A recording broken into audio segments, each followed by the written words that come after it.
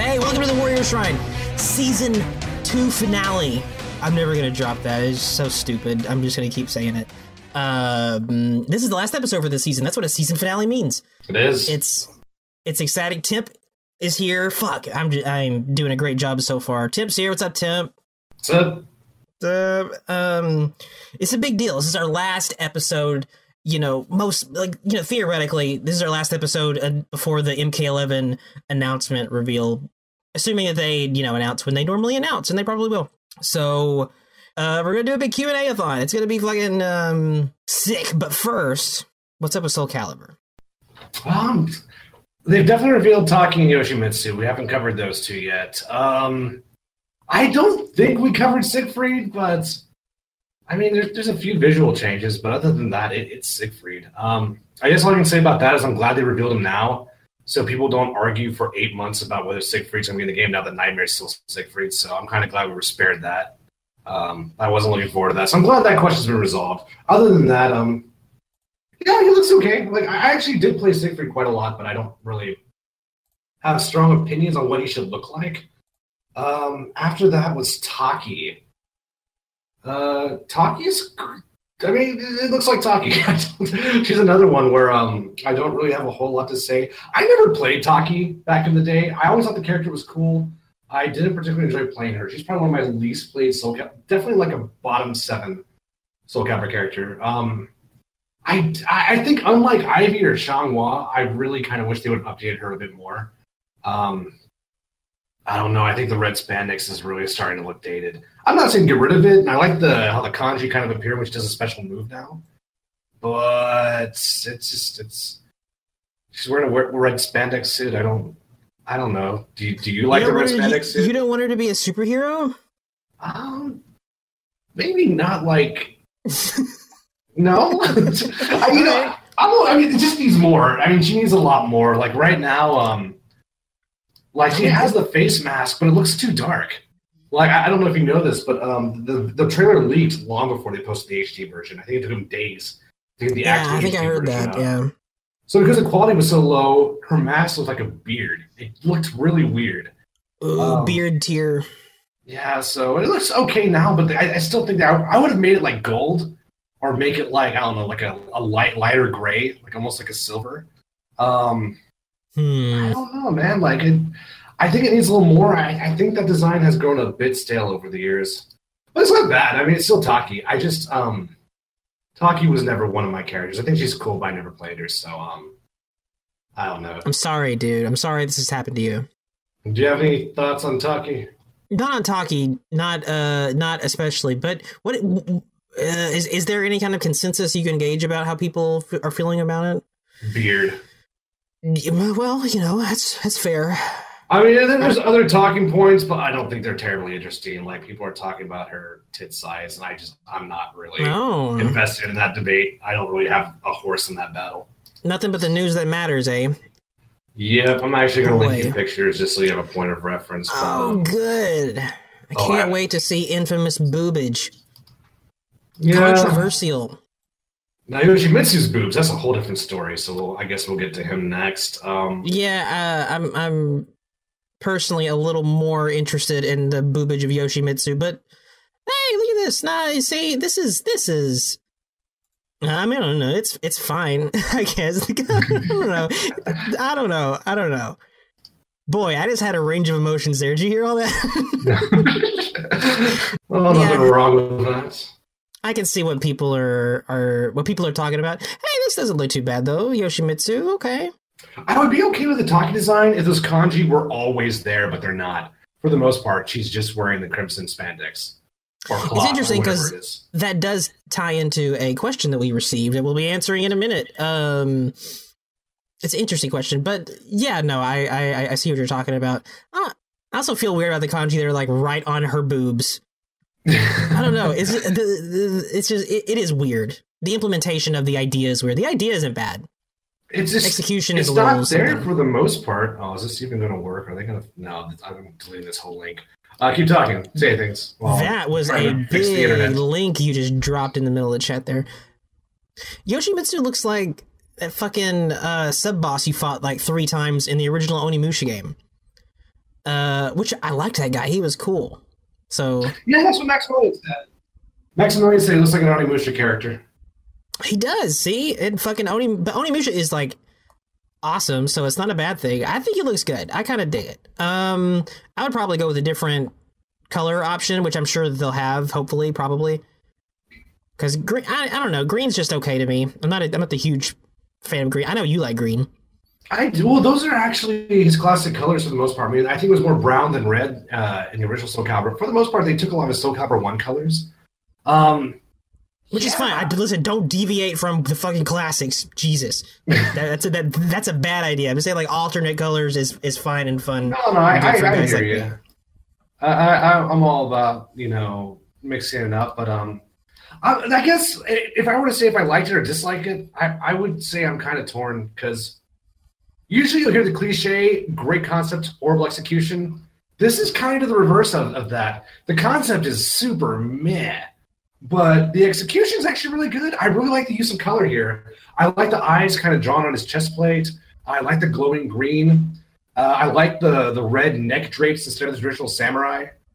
Yes, I do. Helmet. I like that as well. At first, I didn't even see the neck drapes at first. But at first, I thought he had a demon head, and I'm like, what? Where the fuck is this samurai helmet? Then I realized then I could finally kind of see the neck drapes. I'm like, oh, okay, it kind of gives the impression of a samurai helmet. Yeah. But, however, Yoshimitsu is supposed to look crazier and crazier every game. Like, here's Tekken 7 Yoshimitsu. Hentai guy. Yeah, Yoshimitsu. I like him a lot. It's probably my favorite Yoshimitsu to date, to be honest with you. I love Tekken 7 Yoshimitsu. Look at those thighs. Yeah, they're glowing. That dude is fucking thighing it up there, dude. No, I gotta say, I prefer the new one. But I'm not a tentacle guy, man. I'm not into the whole seafood thing that Japan is. I'm sorry, Japan. I like the calamari approach. I think it's fun. So calamari, dude. I can't. Listen. It's not bad. It's just meat. I'm not a fan of the fucking under the sea. I guess I like them both, but I think conceptually, I would have done something completely different. Because man, I'll never forget. I was watching Avoid the Puddle, and during the episode, the reveal dropped for Yoshimitsu, and Rip was all freaking out and shit. And oh, that was hype. And I don't think anyone was expecting this. No one was ready for Squidsu. So yeah. I think it doesn't look bad. He animates really well. I love the light effects. I think he has the best light effects in the game so far. His super is probably my second favorite in the game, right after Zasalamel. That was a cool one. I wish Mortal Kombat and NRS games had better animation. Anytime I hear about animation in another game, I'm like, it's probably way better than fucking they have in NRS. I wish it felt better. Oh my gosh. I played MK11 the other day. Oh, that game is... Oh, yeah. The recovery frames and the fucking inputs and the buffers just feel so bad in that game. I don't know how they went from MK9 It's to okay. that, It's but... ancient history. We had a whole new horizon dead in front of us. We can't see it yet, but it's right fucking there. But yeah, I like... I gotta say I prefer the new the Onimusha character, the new Yoshimitsu. Over I do Squidsu. like the lighting and the colors a lot. I think it's a great use of colors. Flag looks sicker than it's ever looked, I think. Yeah, it looks cool. I think he looks tight. I mean, I actually started laughing at him in Tekken because I was so hyped for the Yoshimitsu reveal. But like I said, though, I would have liked it if he was like a lawyer or like a pancake or some shit like that. Something crazy they've never done before. So I don't know. I guess I'll settle for this. This is not the worst case scenario, and I think, like I said, the color line looks badass. So, but I also still have Yoshi Squidsu if I ever want to play him in Tekken 7. So I'm good with that. Enjoy, dude. Man, fucking Squidsu. Oh, that reminds me of. By the way, I'm not dead. Everybody who's been saying that I'm dead. Listen, I fucking, I had a lot of pies in the air. I was juggling and I've been under the weather a lot. I had a fucking kidney stone like a couple nights ago. Yeah. And the kidney stones are everything you've ever heard about them if you haven't had one. I'm on like number 8 or some shit now. I don't even know how many I've had, something like that. They fucking Jesus Christ, they suck. Anyway, but not while the kidney stone was going on, but the rest of the time I was playing a lot of Bloodborne, and the calamari shit reminded me of that. Okay, that fits for sure. Boy, Bloodborne is an awesome game, but there's a fucking ton of fucking seafood in that game too, man. Yeah, no doubt. I mean, what are you gonna say? If you're playing Japanese shit, I don't think you can get away from it. there's just something so seafood that's in their culture that you can't. Don't fight it. You can't. It's just gonna be there. Yeah, in big ways. There's a lot of Lovecraftian stuff in Bloodborne. Although I mean, other than some of the hunters, there's hardly any women in Bloodborne. Like, I didn't even know my character's gender until I beat the game because I'd forgotten. It's been so long since I started playing it. Yeah. Really? How long did it take you? I mean, I'm sure that you. It was a year hiatus. I think I beat Rom, the turtle spider, and then I took a break. I don't know where you are in the game, so I don't know. I beat it. Oh wow! Holy shit! Yeah, I've played through it twice. It's a fun game. It's fun. What weapon did you use? The first time through, I used fucking Threaded Cane was the main one, but I also used the Saw Spear. Saw Spear was good. I never got a Saw Spear. I just got the Saw or the Saw Sword. That one. That one was the one I used in the second playthrough. That and the Hunter's Axe, mostly the Hunter's Axe. The axe was cool. I was surprised. Interesting. Okay. It's a cool game. I like that game. I like that game a lot. I was surprised. I was surprised by how much I liked the way that it played and all that shit. I enjoy the feel of it.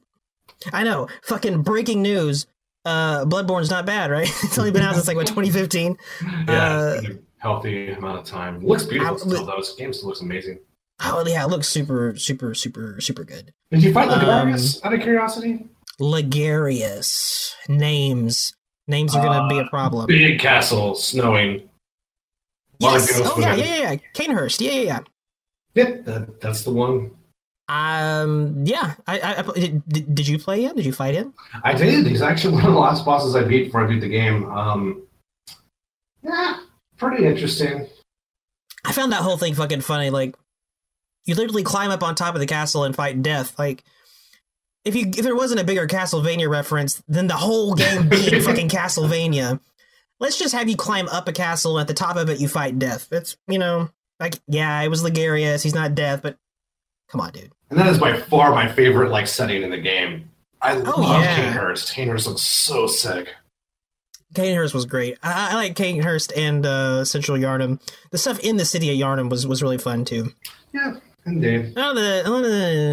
The nightmare shit and the more fantasy shit. It was all right, but yeah, Canehurst was really fucking good. Well, here's the question: now that you beat Bloodborne's and you passed the stone, are you back? Are you here? Are you on? Yeah, I think. Okay. I think so. I'm not dead. I think. Well, you came back at the right time. Shit's about to go down. I know. I better not jinx it by saying that I'm not dead. I know, 4 episodes, I said this was the last Warrior Shrine till the reveal, and I think for real though, this is the last Warrior Shrine till the reveal. So this one better be true, or else all of my fucking shit about this being the season finale is wrong, and I don't like being wrong, even though I'm usually wrong. Well, my gut tells me they're not going to reveal a combo breaker, but it'd be so weird. When is combo breaker? The 27th. So, I mean, this month?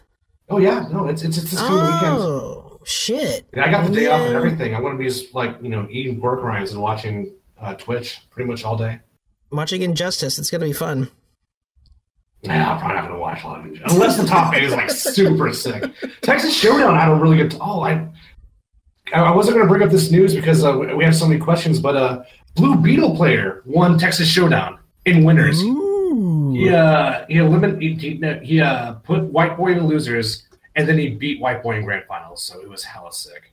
That is great to fucking hear. I gotta look that shit up. I think his name Deoxin. He's a Dallas player who lives in Austin, so he hails from Texas. Not only was it a Blue Beetle player, but it was a local Texan who won Texas Showdown. I could not be more proud of the guy. So proud that I can't remember his name. Holy shit, what is his name? I gotta check that out. That's fucking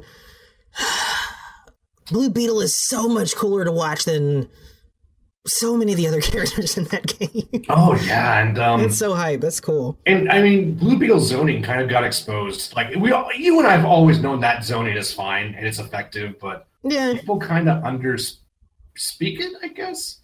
Downplay it or overestimate it or they underrate it. I think they underrate it hard. Underrated. Okay, that's the word. Okay. If you're just doing shit that I never bothered learning, so my Blue Beetle is still spiritually only like a month old. I never bothered learning new tech after the first 30 days of the game coming out, which is a shame, but you know, not gonna lie to anybody. You played my MKX Sub-Zero, you know. You can play that fucking day one shit the entire lifespan of the game. It works just fine. Yeah, if it works, you know, just do your thing. Deoxys is his name. CLN Deoxys. Good shit, dude. Thank you for Dude, congrats. That's fucking sick. People play other characters in that game. There's some good ones in there. There's not cheesy, shitty, boring ones. Uh-oh. I don't normally like watch Texas Showdown religiously because a lot of the top players don't come out for Texas Showdown. Some do, but I feel like it's always like lottery ticket shit where it's just like, oh, Justin Wong came, but you know, K-Brad's not here, Dominion's not here, and all that stuff. This year we had some insane top 8. Street Fighter V's top 8 was insane, and Justice's top 8 was insane. Tekken's was boring. Tekken was a lot of jack. I got so no, I couldn't make it through Tekken's top 8. I turned that shit off. But yeah, like, and I assume Dragon Balls was hype, but I didn't get a chance to watch Dragon Ball. Did I leave anything out? Was Infinite there? No, yeah, it was, but once Infinite died, I just kind of stopped watching. Sonic Fox dropped the game too, so it's really just the Chris G show. Maybe he's not winning. I haven't really kept up with it, but I just lost a lot of interest because they stopped supporting the game, which is unfortunate. I still think it's a great game, but yeah, that game is fucking just a sad story. Well, hey, just a heads up to our listeners. MK9 is going to be featured at Combat Breaker. And I believe it got 75 entrants somewhere along those numbers. Whoa. So, yes, 16 bits that he's training. He's going to be in the tournament. So this is going to be crazy. Insanely hype. He's allowed to play? That's cool. For MK9, yes, he will be playing MK9. Cool. Yeah, I want to fucking see that shit. This is a hype grand finals. Because if the grand finals is like Sonic Fox's Sonya versus like Slayer's Cabal, I'm going to be so fucking pissed. I'm going to be like, oh my god, you resurrected Mortal Kombat for this. No offense to Slayer, I'm sure he's a decent guy, but he's kind of boring to watch. I think as a player, he's super boring to watch. His Kung Jin is just the worst to watch. I'm sorry, dude. I'm sure you like give to charity and shit, but I just can't stand watching your Kung Jin. It's so boring. Fucking blowing people up, man. That's not your style. What's wrong with you? You never do this shit. You weren't born this way. I mean, when you have Chris G's Kung Jin, who actually did the archery shit, I mean, to be fair, Chris G, Kung G, he did actually switch to the high tier variation eventually, and he got boring too, just like all the other shitty, boring Kung Jin players. But God, when he played the archery style, that was so sick, dude. I had so much fun watching that. But do you want to be something that's sick, or do you want to win? That's the question.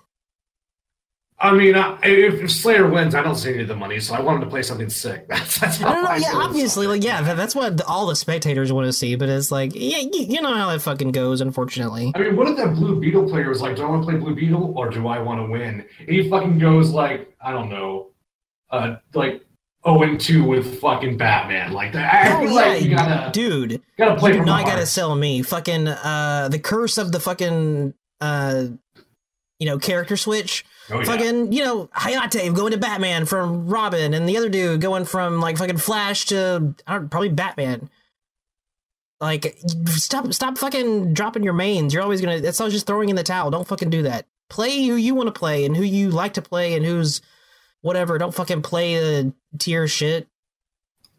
Yeah, I mean, I feel like, unfortunately, Honeybee's legacy is going to be not having confidence in the character that got into grand finals. That's his legacy for now. That could change. And obviously, it's not all his legacy. He's done other cool shit. But for the time being... and it should be. Yeah. That's what happened. He fucking lost his balls. Yeah, it just... I don't approve. Oh, dishonor. Dishonor on that. No. I'd have no sympathy for that shit. I was gonna say, like, who the fuck remembers the Injustice 2 winner last year, right? I mean, if you want to be remembered, you have to go to the Beetle. But then I realized, wait, there was no Injustice 2 at Texas. The game wasn't fucking out yet when Texas Showdown was played last year. So that's probably not a fair example. And obviously, there's other characters you can win with other than Blue Beetle. Like, if someone won with Grodd, that would be crazy hype. Like, that would just be... Grodd, that would be nuts. That'd be hype. All right, but yeah, I wasn't gonna bring that up, but I'm glad I remembered that. That was good shit. And We do have other news, but we're just not going to cover it for time purposes. Here's what we're here. These are the following things we are not covering. Arturo's calling out people for watching pirated streams, which I agree and disagree with him on that. People are watching YouTube streams that are posted by randos, and he's losing money. Him and Spooky are losing dough on that. We're going to talk about that next time. That's a thing. Event Hub is slowly turning into not even slowly. They have turned into BuzzFeed of fighting games. That's unfortunate. There's been a huge journalism shift in what Event Hub has become, which good, bad, find out in the next Warrior Shrine. Fighting EX Slayer DLC bullshit is what I wrote down for my final point. The only character I want to use in that game is like the sole DLC character. And right now, at least from my understanding, they put her behind like a $20 paywall or some shit like that. So we'll talk about that next time for sure. And probably some of the things I'm not remembering right now. Like you said, I'm glad I remember Texas Showdown. I'm glad you made me. No, that was a good yeah. I'm glad we talked about that. That's hype. I like hearing fucking things that are positive about Injustice 2 because I had a lot of fun with that game. And there is good stuff about that game. Nice things can happen to nice people sometimes. Damn it. Sometimes fucking people play Blue Beetle and do really well. It's awesome. You gotta talk about those times. You gotta fucking highlight that shit. Well, especially now because Injustice 2 got body when it came to Evo entrance. Like, I think it's like dead last and like by quite a bit of distance. So yeah, but I mean, you know, you understand why. Oh yeah, I mean, there's no fucking Blaze Blue tag battle beat Injustice. What kind of bullshit? Anyway, I'll write that down for the next shrine. We'll do Evo. Let's talk about anime. Okay, questions. Let's do it. Listen, for right up top, I gotta say, the order that we're gonna do these in is not the order that's in the fucking questions channel. It's not the same one. That doesn't mean so just because like, you know, it's not going in order. Like, we didn't skip you. It's a different order.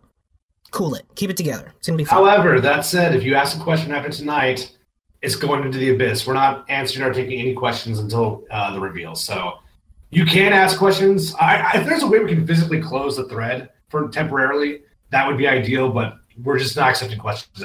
So whatever you post, it's going into the abyss. We're throwing it into the void. No questions until the reveal. That we'll answer at least. Like we're not going to like hunt you down or anything if you ask a question.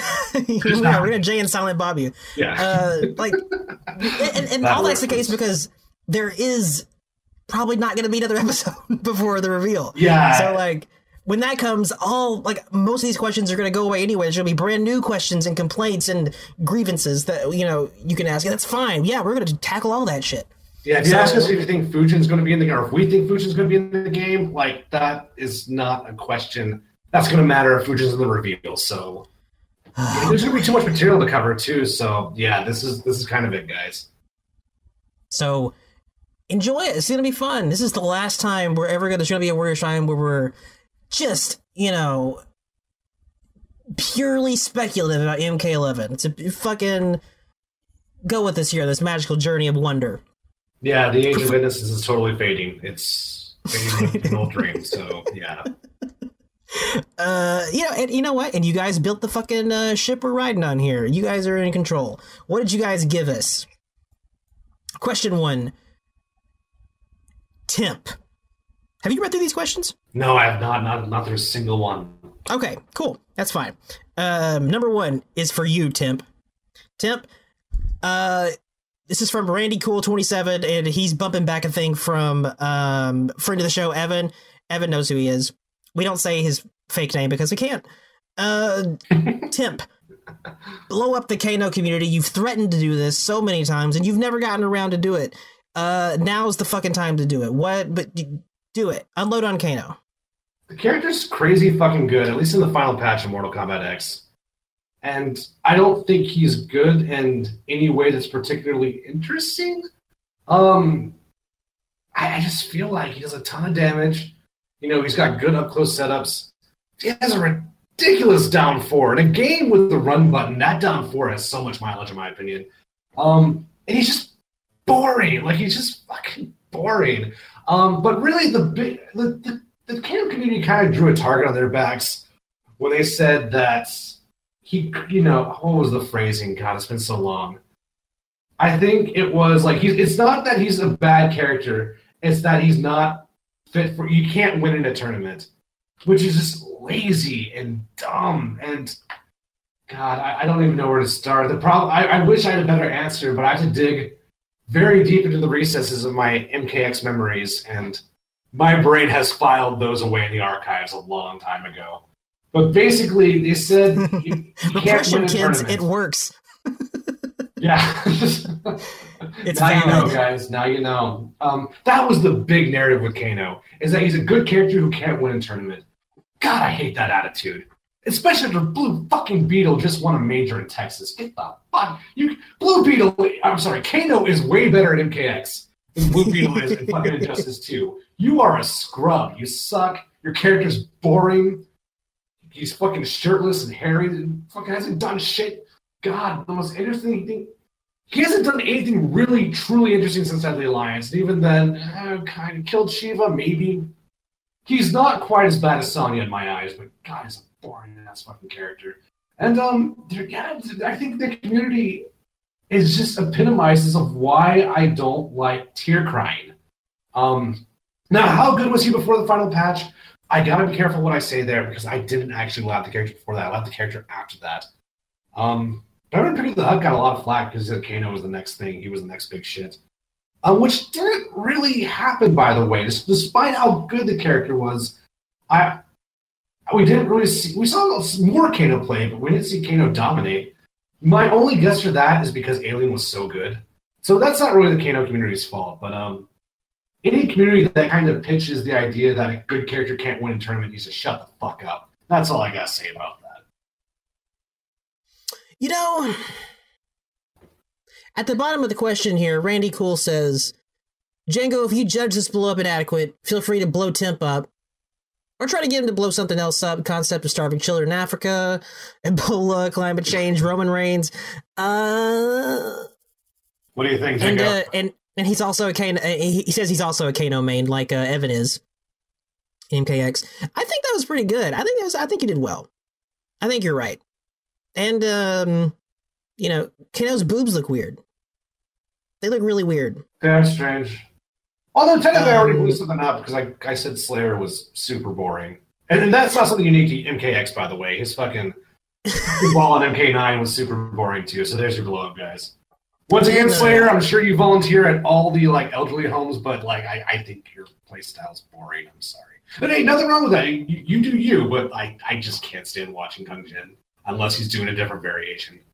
Fuck you, Slayer. Blow up, yes. Go on. I just said fuck you, Slayer. Oh, this water is so good. Anyway, what's the next question? Yeah, that was a good one. We're gonna try to be as brief, as breezy as we can through these questions. Is that the word that works there? Maybe. Because we got a lot here, man, and we want to get through them. Let's not fucking, sit down and pitch a tent to answer some of these questions if we can at all avoid it. That was good. I like that one. Fuck Kano. Number 2, I remember this one. Friend of the show, Evan, you're gonna fucking see a lot of him. Thanks for the question, Randy. Cool, by the way. Appreciate it, dude. And I guess by extension, thank you, Evan.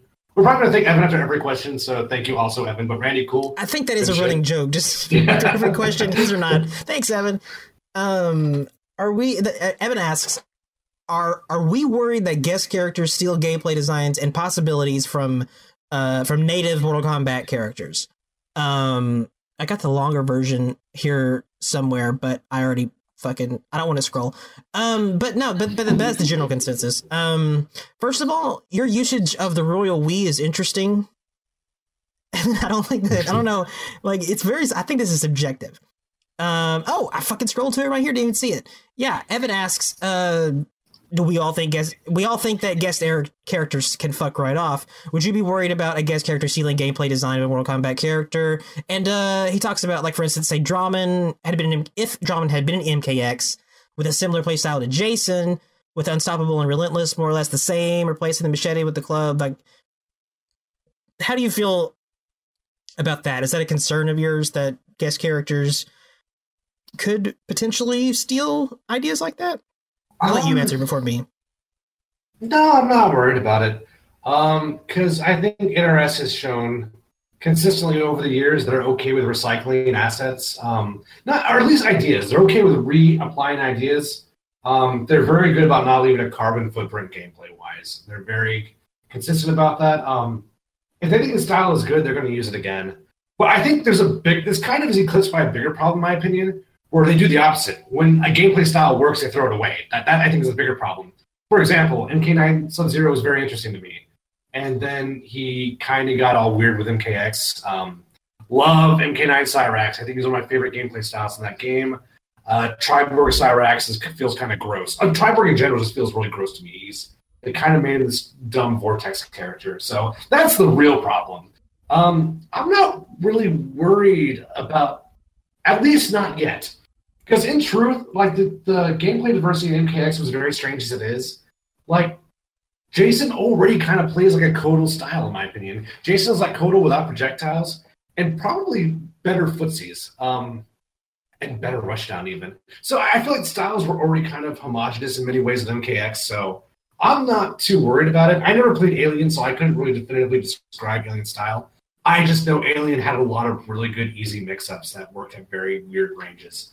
I guess that's why I'm not worried about it, because this is truly an MKX problem. This is not really a problem we had with MK9, because Freddy was the only character, and he was just kind of just a generic zoner. Not generic, but he was a very complete zoner. So he had the slime trap, he had the distance spike, he had the ground projectile, and the air projectile. Not literally the air projectile, but the above ground projectile. So I don't think there's really much to steal from Freddy in that regard. However, in MKX, every good character mostly played the style of get in, run in, mix up. And however you did that is really where your style fell. The obvious exceptions are like, say, Grandmaster Sub-Zero. That's an obvious exception. Although he had 50-50s as well. So he had great corner game. So, and I don't know if Jason had like a traditional 50-50, but he had command grabs, which kind of went into the 50-50 mindset. So it's just like the MKX styles are just so... I don't want to say they're all the same, because there are a lot of stylistic differences. Reptile's another good example, although, again, he had the 50-50s.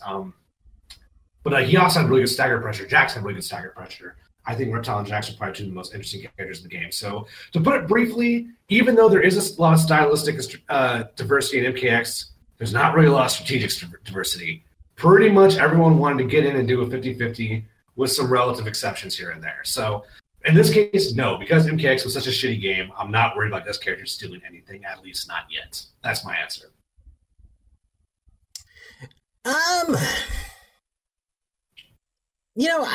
In general, this isn't really like a discussion that I like having. It's one that comes up a lot, and I understand it coming up, but to me, like, a question like is like, are guest characters stealing ideas and resources that could have gone towards a Mortal Kombat character? Is that a thing that happens? Like, to me, that's fucking like one of those shitty news stories that's like, is Temp secretly playing Smash? Like, it's like, you're gonna click the headline, but it's like, fucking no, we're just asking questions, and there's nothing wrong with asking a question, but it's a leading question. You see what's going on here, but no, there's nothing to it. No, I don't. I fucking, like, as soon as they drop a move onto a character, it's that character, and they're making Jason. They're not making drama, and they're not doing anything. And yeah, sure, maybe like some ideas, like there's definitely ideas are like, this would be a cool idea for a character. What if we did this or this in general? But like, no, I don't think it's stealing shit from things that could have gone towards like, there's that. To me, that's worrying about things that are like, what if scenarios, like maybe possibly, no. Jason was Jason, and yeah, maybe he definitely had the familiar smell of, like you said, like Kotal Khan and all this other shit, but that was more of like, he just had MKX all over him instead of like just stealing ideas that could have gone to Drummond or some character like that. And that's, you know, just a universal opinion I have towards discussions like this and guest characters. Guest characters are guest characters, and I'm not going to get... I don't see any point in having that discussion beyond philosophical talks about having guest characters and not having guest characters in general. I don't want to get into the nitty-gritty of like this character still this character or this character, you know, did this shit like that. No, just that shit was for Jason. Guest character moves are guest character moves, and it's fine. Now, if you want to talk about like, you know, that doesn't... If you want to talk about whether guest characters should be a thing, as popular as they are, that's a whole different discussion. And I'd say no. I wish there weren't as many as there are. But that's a different conversation. This is a little too hypothetical and abstract for me, and too much in the realm of possibility. I don't want to sit around and ask questions like, what's going on behind the scenes? It could be possible. Same reason I don't want to ask questions like, you know, I don't want to know what characters they were thinking about including in Mortal Kombat X DLC that didn't make the cut. I don't want to know. I don't care to know, like, because it's like they didn't make it in, so no good is going to come from me knowing that information. It's not going to change anything. It's not going to change my feelings about anything, or at least make me feel any better about anything. I don't. It's just fucking things over. Let's look to the future, to something that might be better. I agree. I mean, it's one of those things where if it is true that it's bad to include guest characters because they basically make gameplay ideas obsolete, if that is true, I don't think that's true, because like Serena and Scarlet have been stealing from the same lunchbox forever. So I'm not too worried about that. But if it is true, there's not a lot we can do about it, because guest characters are such a staple now that I already don't want guest characters, despite whether that's true or false. So if it is true, the conclusion is I still don't like guest characters. So I don't know how much ground we cover. But I mean, if you want some positivity, though, if you want some optimism, I think we're going to be fine. If you like that gameplay style and you don't want to see it die with Jason, I think we'll see something like that. I think for sure NetherRealm is not going to lock away a gameplay style because it was tied to a guest character. That's what you're asking, and I know that's at least part of it. Then I don't think you have anything to worry about now. But we'll see, though. You know this fucking video would get clicks though, right? Like if we put up this video, did Jason steal moves that were meant for Drummond? Like that's some shit. That's some dynasty shit right there. Arrow pointing to a fly. Yeah, I know, man. That would require a little bit more creativity, I guess. He doesn't do a lot of original writing, but it's one of those type of BuzzFeedy type situations. Those questions, like, I think in the video, it doesn't matter what you say once they start watching the video. At that point, you already got their click, and whatever. It's just that's clickbait shit. I don't like those questions. It's whatever. But yeah, that's my answer to that question.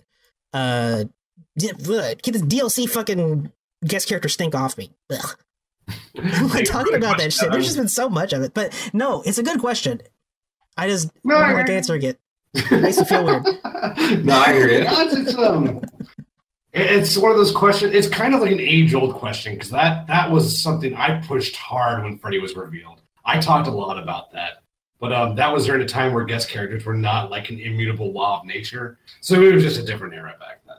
2009, 2000. No, that was 2011, yeah, 2012. Yeah. That was fucking forever ago. Fucking. Yeah, good question, Evan.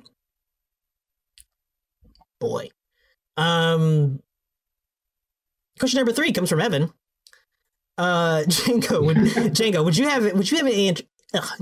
you have any interest in making character themes for Mortal Kombat characters? I'll learn how to speak in a minute, I promise. Would I have any interest in making original Mortal Kombat music for Mortal Kombat characters? I've thought about this shit, and he also points out, like, one of his favorite YouTubers is Miracle of Sound, a fellow Irishman who writes songs inspired by a variety of games and movies. Yeah, that's something I've definitely thought about before, but I always come back to this weird feeling I get about like writing and creating something new and original for something I'm not working on, like in a sort of official capacity. It's weird because, like, obviously I've recreated lots of Mortal Kombat music before, I've fucking done the whole Mortal Kombat 1 soundtrack and other shit from other games. But making something completely new and like created entirely by me and writing something that I did is I don't know. It's a different situation that to me that starts to that it's essentially like audio fanfic. And there's nothing wrong with fanfic, but I can't do fanfic either. Like it sounds like I'm bagging on fanfic or something like that, but I'm not. Listen, there's a lot of people that do it. It's cool. But there's just a fucking weird thing in my head that happens. It's like, I feel like I'm spinning my wheels. I could be doing something that could have some legs of its own, rather than just making like a fan thing that's kind of lives and dies as that. I could be making something, I don't know. I don't know. It's weird, but I'd probably have a lot more fun in my life if I didn't have that little voice in my head. But boy, it's all moved in and its rent is paid in advance. It's FML. But maybe one day I'll be able to work out a deal with myself, and I'll be able to do something weird like that. But no, it's a good idea, and I appreciate the kind words he said here. But it's hard. I don't know why. It's just it's hard for me to do that. Obviously, it would be a whole different situation if I got to do one in an official capacity. If I got to make any Mortal Kombat music for like a game, an actual game, I would jump at that. I would fucking go nuts. I would fucking go nuts with that shit and make a good soundtrack. But barring that, like I'll it's more likely I'll probably just stick to doing remakes. I feel like a bitch. Why? I don't know. I feel like an asshole or some shit. Like I don't know. I don't know. I don't know. It's fun. It would be super fun doing the fucking The Warriors by Django or some shit. It's like a fan thing. But I don't know. It's just weird. It's weird. Like I'm talking in circles now. I can't do fanfic for the same reason, whatever that reason is. I can't. I can't sit down and write that shit. I just would have to. Like, I always come back to like I got to work on something that I can use for this, or something that could have legs on it for doing this, or something more. I don't know, something less dead indie. Boy, I need to stop talking. I will say that for myself, I can't write instrumentals for themselves. Like an instrumental is always a means to an end. Almost all my work is like concept album based.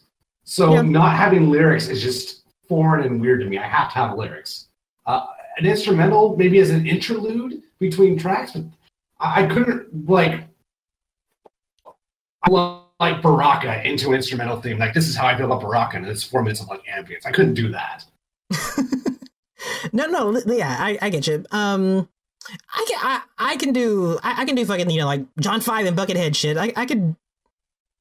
I can do instrumental shit, but just doing empty like this is for Sub-Zero, and I'm just gonna put this on a SoundCloud or I don't know. There's for some reason I have some weird glitch hang up where, like I said, some little voice is like, man, you could be doing something that you could actually make something off of, or do something constructive or whatever. It's a little bitch voice in my head. I don't know. I'm an asshole. I could. But I can't. It's weird. It's fair. I mean, I don't disagree with anything you said. I think that would be a challenge for anyone, really. It's hard to, I don't know, trying to tell an emotional story with an instrumental based on Mortal Kombat very hard. It's obviously hard to tell an emotional story with a Mortal Kombat character in any medium. Oh yeah. It seems to be very, very difficult. Maybe I will. Maybe I will. Maybe fucking because of this question, I'll just fucking, you know what, challenge accepted. And I'll just do it, as a fucking challenge type situation. We'll see. Thanks for the question, Evan. It's a good one. Maybe one day I can quit being weird. Yep, good question, dude. Question number next. Okay. Who do you consider to be the expert characters in the NRS games? Execution or requiring like, high level Yomi or fundamentals. This is also from Evan. Shocking. Evan, you never change, man. You're helping fucking keep our ship. You're the wind in our sails, man. He throws out Ermac and Trimmer and characters like Grodd. Obviously, Grodd is crazy execution. It's just crazy character design. But like, who would you call like the high execution characters from NRS games? Man, we're looking at 3 games now. To me, we'll go game by game. God, my browser's fucking up, so I can't load the select screens. The one go ahead and start. I'm going to be right back this time. I'm just saying it on the microphone. I don't even care what they hear. I'm a bad host. Go ahead. Do it. Scarlet is the first one that comes to mind. I would call Scarlet sort of an interesting execution character. Just because, I don't know, her spacing options were very weird. I feel like it's been a long time, but I feel like she had some tighter execution windows. And people say Cabal. Everyone's going to say Cabal's execution character. I don't agree with that. I don't think Cabal shit is particularly hard. You can pretty much buffer all those crazy Nomad cancels. I think it's a unique skill among the cast. No other character really does execution shit like that. But it's not hard. Nothing like Gen from Street Fighter 4 or like even nothing like Electrics in Tekken. Like there's nothing like that at MK9. Scarlet feels very weird. Her combos felt very weird, so I'd probably put her in that category. Although so much time has transpired, I couldn't really even tell you why. In MKX, I feel like, I don't know, maybe I would say Hat Trick would probably be in there. Hat Trick, like the Kung Lao variation. I would say he would belong in that category somewhere. God, it's a good question, but I can't. My browser's fucked. I can't pull up the select screen. So those are all good answers. Yes, they're fantastic. I said Hat Trick, by the way. Hat Trick and MKX. I said Scarlet and MK9. Yeah, I think those definitely qualify. Yeah, Injustice. Grodd's a good answer because he had the dash cancels, which were not easy to do. Nor if you do them, like it's low reward, high risk in many ways. So yeah, my browser's just fucked. I'm just gonna close Mozilla. I'm never not gonna say that Robin was an oddly high execution character for an NRS game. That's not just me completely making excuses for my character all the time. There is some truth to that. He's a hard character to play. He's not like at the top of the list or anything, but I've played a few NRS games in my day, and Robin took more precision than your average NRS bear. Well, way more than likes of like a Batman in that game, which is weird. And I always said that about Robin. I wish Batman played more like Robin. I wish Batman had to be better, had to work harder to do well. But I get why they don't want him to. Yeah, and there's also different ways to approach the question. Like, I don't know anything about Robin, but he has to work harder to get certain spacings he wants. He doesn't get a lot of spacings for free, unlike Aquaman doesn't really need to play a decent spacing game. Because pre-patch Aquaman had so many tools at so many different distances. Boy. He had plus frames on his normals. He had fucking, combo starters. What didn't he have, man? He honestly is still pretty good, to tell you the truth. He's not character. As good, but he's fucking fine. He's still good. Yeah, Scarlet comes to mind. I think Cabal's execution is way overrated. I don't think he's that hard to use. It's a unique skill among the cast, but that's about it. I think anyone could learn Cabal in probably like a day.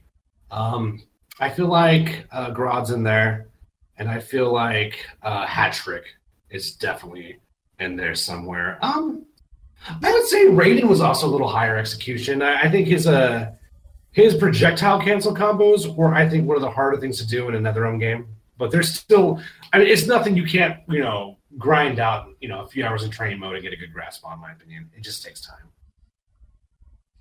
Yes, I agree with everything he said. And Robin. And I know nothing about Robin, but I believe you. I will take your word for it. Good question, Evan. Was that actually Evan? It was Evan. Thanks, Evan. Good question, Evan. Next question from the Gab Standard. What's up, man? He asks, what do you think of the chances of MK11 being a 3D fighting game? Also, would you like, love, or hate the idea of it being 3D? Gab Standard, you sweet summer child. you must be new, because I thought that I have been way too vocal about my feelings about NRS's forays into the world of 3D fighting games. Hell no, do I not fucking want MK11 to have anything to do with fucking playing in 3D, be a 3D fighter. Hell no, I don't want that shit anywhere near it. I don't hate 3D fighters. I am not as good at them. But fucking games like your Soul Caliburs and your Tekkens and all this shit, those games are fucking great, and they shouldn't be played any other way. And I get that. Those games are built from the ground up to take advantage of those principles, and that's what people like about that game. And when you take away the things that have always been there and make that game the thing that people like, what the fuck are you trying to do? Like, what, you know what I mean? And that's fucking what Mortal Kombat 5, 6, and 7 did, and I think it was a shit show. But those are just my opinions. No, I don't think it will be, removing my biases as much as possible, I don't think it will be 3D. I think that they have kind of got it through their heads at this point that, listen, people like Mortal Kombat for a lot of reasons, and a lot of them have to do with 2D gameplay. Jump-ins and uppercuts and, you know, all these things that people enjoyed back in the 2D days. These are part of Mortal Kombat's DNA. You're not gaining anything by trying to do different things. You're just abandoning the things that you already do well and people already love about your game. That's my opinion. What do you think, Tim? I mean, I do agree. I don't feel quite as strongly as that. I mean, as far as I'm concerned, it kept all the good stuff from the 3D era. I don't think people realize just how much, excuse me, how much MK9 borrowed from Tekken. The game applies so many of the hitbox philosophy and chain combo philosophy from Tekken. And even right down to the dash cancels. Those dash cancels are very akin to Tekken. They are. So yeah, it already has all the good stuff. My question is, why do it? You're going to get rid of zoning. You can't. Maybe it's out there, but I've never seen a 3D game do zoning right. And honestly, I've never really seen a Mortal Kombat game do zoning right anyway. Like every time right. zoning in MK, it's been kind of funky. With some exceptions, I think Tremor was okay. Freddy was a little busted. So I don't know. I just don't see any reason to do it. And you have to get rid of everything because the shit that's good in MK9 or even MKX is either going to be not as good or at the very least different in a 3D environment. So you basically have to redesign the game, and for what? I just don't see a reason. Like I certainly don't want to do MKX again. I want something better than MKX, but I don't think going 3D is the answer. I just feel like go back to something or take the few things that worked in MKX and then make like an MK9 derivative. I think that's fine. I don't think they'll ever do it though, because historically, like in the 3D games were kind of king in the 2000s, but that's because Tekken and Mortal Kombat were really the only competition. Guilty Gear was popular, but I don't think it was blowing sales numbers up or anything. So I just, that's kind of where I stand. I think the real question is why do it? And yeah, I don't know. What do you, and then this is not you, but you generalists, like to those who would want Mortal Kombat to go 3D, why? Why? Like, yeah, like that's the biggest question. Like, you sit down and write a pros and cons list, and like, what's on the pros side? I mean, I just, you know, for fuck it. I mean, listen, that is an entry. That is a thing you can put down. I think they put that down during Mortal Kombat 5, 6, and 7, among other things, like pro. Be more like the other games right now. Like, that was another big one in the fucking pros category. But, like, right now, yeah, what is there to gain from it? And you look at the cons, what is there to lose from it? And, oh, shit. There's so many. And like I said, there shouldn't need to be another one besides, like, this is what put you, this is what made you, this is part of what made you iconic. This is what put Mortal Kombat on the map. This is what people fell in love with that other games don't have that you have. Embrace yourself and make it the best version of you can do. Don't try to get away from that. If I was going to take more of a Django stance, what I would say is the one thing Mortal Kombat does well is it uses the block button so you can put all these crazy specials in the game, right? You can do all these crazy, dangerous specials, unsafe, but still very dangerous because there's a block button. If you create a 3D plane, you lose all that. Because, yeah, you still have the block button, but you can sidestep half the shit. Like why use Nightwolf's badass shoulder charge if you can just sidestep it? And if you can't sidestep it, then why did you make a 3D game in the first place? That's true about, like, almost any projectile. It's the same fucking shit. And you know, it's fine. Just this stuff wasn't built for 3D. So you try to throw an ice ball in 3D and it's like, well, let me just step right over here and fuck Mortal Kombat. Yeah, pretty much. And if you want to make a good 3D game, you have to take all that shit out. You want to play Mortal Kombat? Too bad. I'm just going to sidestep fucking spears all day. Like, come on, man. Get out of here. I mean, Tekken, even though I love Tekken 7, I feel like the modernization elements are making it worse. I don't like supers in that game. I don't particularly care for rage drives either. I feel like it's just comeback factor bullshit. So what do you think Mortal Kombat's going to look like if they make that a 3D game? It's going to have a meter system. It's going to have shitty fireballs that don't really do anything or are not useful. It's just... I agree. I think if you're going to do a fucking 3D Mortal Kombat, you need to do something that starts with, like... Start from, like, the philosophy of, like, the Shaolin monks versus mode. And build from that concept. Don't even fucking think about doing a Tekken or Soul Calibur type situation. Or at least you gotta go in a whole different directions with the 3D gameplay, in my opinion. If you want to do like what KOF is doing, make a side game with a smaller cast that has a more expensive approach. I think that would be really cool. And you just have fucking like 8 characters, they're all women. It's a 3D fighting game. It's like $20 to buy on Steam. Let's do the experiment, but I don't want Mortal Kombat 11 or 12 3D LOL. That doesn't sound fucking, I don't know. Make a tribute game. Have NetherRealm contract out like Iron Galaxy, Mortal Kombat, Deceptive Alliance, and it's just a fucking 3D throwback with like 8 characters. And and have them add a dash this time. Why there was no dash in Deadly Alliance Perception still blows my mind this day, but that would be my solution to the 3D craving, I guess. Or if there's any demand at all, that would be my solution, but I'm not convinced there's a demand. People like the characters, but I don't think people are in love with playing those games. So anyway, that's all I have to say. That's what I've said that. I've said that since forever. Like, I don't think they're ever going to do that with a numbered Mortal Kombat entry ever again. Definitely. I think, like, no, that option is not on the table anymore, and nor should it be.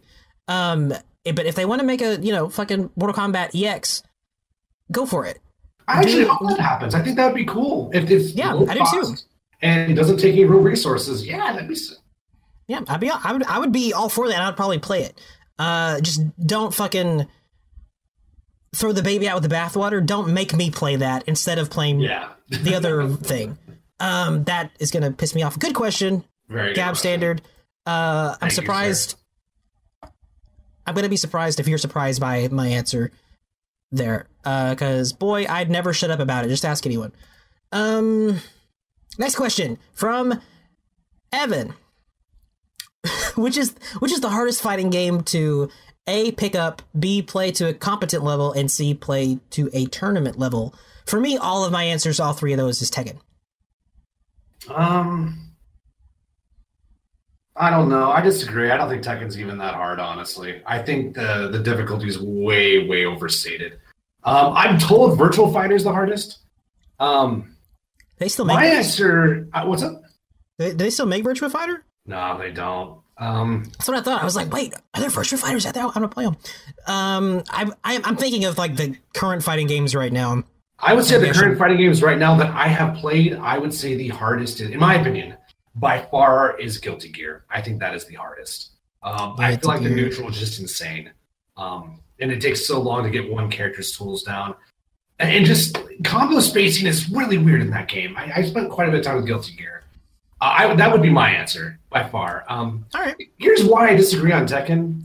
There's really only two things that make Tekken hard. One is Korean backdashing, which is absolutely yes. I cannot do that consistently, and I don't even try to do it in a competitive match. Korean backdashing is really hard, and it's going to take a long time. And that goes double if you use pad. Woo. Yeah, so you're selling me. You're selling me on it. The other reason is just there's so many move properties. You have to know so much shit to play Tekken. At least at first. Like the thing I like about Tekken is that if I pick up a different character, a lot of the knowledge actually transfers. Pretty much every character has a 10-frame punish of 1-2. That's fairly common. Almost everyone has a 13-frame mid for diagonal down 1. That's like a 10-frame mid for everybody. A lot of the lows are very intuitive. Really, if you memorize a bread and butter for every character, you're not competitive probably, but you're dangerous and for a lot of the characters. But God, if you want to play the game at the highest level, like the right at the ceiling, your face is like flushed against the ceiling. You got to know so much shit. A good example of this is sidestepping. Sidestep, let's say you're on the left side of the screen, right? If you sidestep down 1, that will be one move. Let's say it's a sidestep punch, right? For some moves, it's not universal. A left sidestep and a right sidestep 1 will do different things. So if you get side switched, your left is now your right and vice versa. Yep. So if you do that same input, you could get a different move just from being on the other side of the screen. That learning all the minutia like that is a challenge, but it's not hard. It just takes a lot of time. It takes a lot of commitment. But I still don't think it's hard. Really, Korean backdashing. Now, granted, if you pick like a super high execution character, like if you're doing like Brian taunt cancels, or whatever the fuck he does, yeah, that shit's hard. But pretty much most of the Mishimas, with maybe the exception of Jin, are really fucking hard. I spent like an hour practicing electrics, and I was having a blast. I can't do them consistently, but I can do one electric with Kazuya for every 11 attempts. I was pretty proud of that. So yeah. Tekken then? Tekken is the hardest? That's what I'm hearing. Well, I mean, there are like low execution characters who are very dangerous in Tekken. Jack is probably a famous example of that. I think anyone who puts in a reasonable amount of time in Tekken can do it. With Guilty Gear, like, what is... I'm not saying it's impossible. I mean, let me put it this way. Once I had competition, it didn't take me that long, honestly. Yeah. Guilty Gear, yeah, I believe you. Yeah. Even if yeah, I'm with you. I guess the way I feel is, unless, even with training mode, like, I must have spent like 6 hours in training mode doing the tutorial. What's the training mode? Tekken doesn't have that shit. Yeah, Tekken's training mode's kind of weird. The UI for that game is kind of bunk. Oh, God, loading times of that game made me want to punch myself. But I just think the neutral in Guilty Gear is super unintuitive. Combo construction feels weird. In a good way, like, it feels like an anime game, but, yeah, just... don't even bring up the fucking anime meta that fucks me up. Air dashing in general is just not for everyone, so that's my choice. I say Guilty Gear. I'm not going to downplay Tekken, but like there's some very easy, effective characters in Tekken. I think the fundamentals are very intuitive in Tekken. There you go, Evan. And Evan plays Tekken, by the way. Tekken, I know he does. Yeah, it's like one of his favorites. So chime in and blow me up, or say like, yeah, you're right. Fucking Tekken is for the elite. tell me what's up. Thanks, Evan. Next one. Thanks, dude. Great question here. Will Terminator be in MK11? This is from a gamer elite 21. Is Terminator going to be MK11, Tim? Sure. Yeah, I think that's a good answer. I mean, if I have to have a guest character that's not Raziel, then I don't. Yeah, sure. I'm not against it. Stop bringing up Raziel. Like it's never not gonna. You're just making things worse. Like it's already bad that we're talking about getting a guest character. Just don't say one that I would actually enjoy. That's never gonna happen. Yeah, I just like I didn't even bring up Raziel in the guest character episode of the other cast. My top pick was Mike Boone, so I don't really have strong feelings either way. But I think he's a. I mean, we know from the Twitter that Ed Boone's Twitter that Terminator was considered, and they did have like a board meeting about bringing Terminator into the game. So I don't know. Like, do I think he'll be in the game? He's got like a 60% chance, I guess, as a guest slot, but I don't really have strong feelings one way or the other. Yeah, I think he stands a good chance of being on the maybe list. He's definitely on the maybe list. That's what I would say. Definitely maybe, but I don't want him in the game. I'm fucking tired of movie characters being in the game. Fuck off. 8. Thanks for the question, by the way, Gamer Elite. It's a good question. I just want guests from things that are not old movies. Yeah, good question. They're good movies. I'm not saying the movies are bad. I'm just saying, let's move on from movies for a minute, please. Thoughts on air escapes, push blocks, number of meter, armored launchers, invincible wake-ups. What the fuck? I gotta find this one here because there's a lot of words that I just read. Yeah, that is a full-bodied question. Holy shit. What were you asking about? You fucking... This comes from 5 Squares, whom I don't know what his name actually is because it's just those 5 squares. So I wrote it as 5 scares. 5 scares. I like 5 scares. You can be 5 scares, but 5 Squares asks, what are your thoughts on air escapes, push blocks, armored launchers, invincible wake-ups, interactable, state transitions, all that stuff? What should come back as offensive and defensive options from previous NRS games? From Mortal Kombat 9 to Injustice 2. What sorts of things like that would you like to see, and what wouldn't you see? How do you feel about all that shit? I know my answer, but you go first.